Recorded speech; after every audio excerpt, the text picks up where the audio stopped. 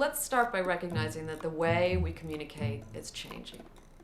Learning to read and write is still fundamental, but now images, sounds, and interactive communication are everywhere. The ability to communicate in ways other than using words is an area that has not been promoted, I think, heavily enough in the educational system. The Institute for Multimedia Literacy is focused on investigating and articulating what it means to be literate today. To be truly literate now means being able to not just sit and watch, but through constructing media in a variety of disciplines, be able to actively participate in the creation of meaning. We're taking the program into conventional classrooms that wouldn't otherwise be dealing with visual and audio materials. Students can use moving images, they can use graphics, they can use digital video to go interview someone and build that into their understanding of a discipline.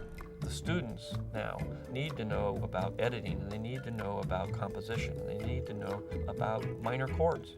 I think students probably really understand how multimedia makes meaning through actually putting together a project. When we were making pages, we had to think about how will this tie in to the next frame, next scene. It really forced us to keep the main idea in mind, that we weren't just finding random information, that every image or quotation that we used in our project should have been actually beneficial to our argument. One of the nice things about multimedia, it invited you to go down beneath the surface. Here is how you could prioritize and dramatize a point.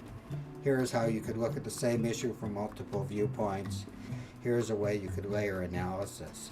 It's all about learning how images convey meaning. It's all about understanding that if you start to edit a visual argument, that there are pre-existing codes and strategies that will help you make that authoring even stronger. By teaching students how to use the media themselves, we hopefully are empowering them to engage more productively with their culture, with their society. I don't see it as a project anymore. I see it as me looking into the indigenous cultures, and that's something that's part of me that I've never really researched. We're sort of more concerned with the process, and that's what it's about. It's about the students learning the technology and learning how to express themselves and their ideas. I could give the user choices, I could show them visually what I was trying to do. I could use sound to create a mood. And I could also give them the sense of a journey. There's a way to use this technology to give students the opportunity to express ideas that they have not been able to express before. There's a way to use this technology so that faculty members can express what they know about their subject matter. We have an extremely important foundational component to this institute, and that is its community of scholars.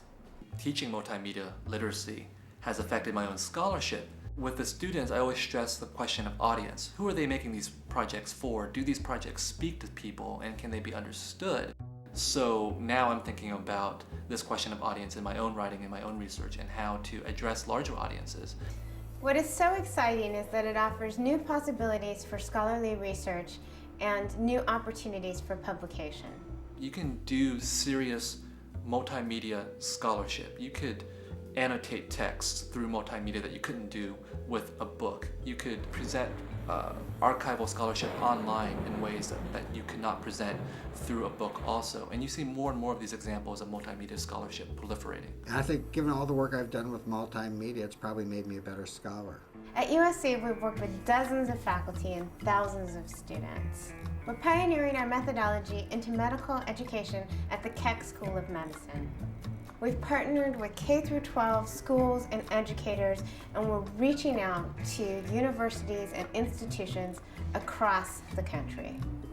The world of graphics and music and cinema are all areas that are very powerful, and as we enter the 21st century, the need to be literate in these other forms of communications are becoming increasingly important.